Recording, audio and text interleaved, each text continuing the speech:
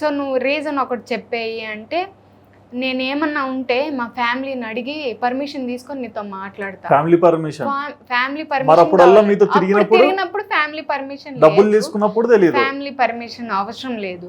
ఇప్పుడు నాతో మాట్లాడడానికి ఫ్యామిలీ పర్మిషన్ కావాలి. అవన్నీ నాకు తట్టుకోలేకపోతున్నా బ్రో, అసలు కావట్లేదు నాకు.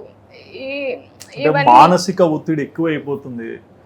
ఎందుకు అంటే ఇది ఇంకా వద్దు, ఇది ఒక చెత్త కంపరం అని వదిలేసుకోవచ్చు కానీ ఉండలేను కదా. నాకు రీజన్ తెలీదు, నేను బ్యాడ్ అయిపోయాను ఇప్పటికే. అవన్నీ నేను ఇప్పుడు నేను కామ్ అయిపోయాను అనుకో.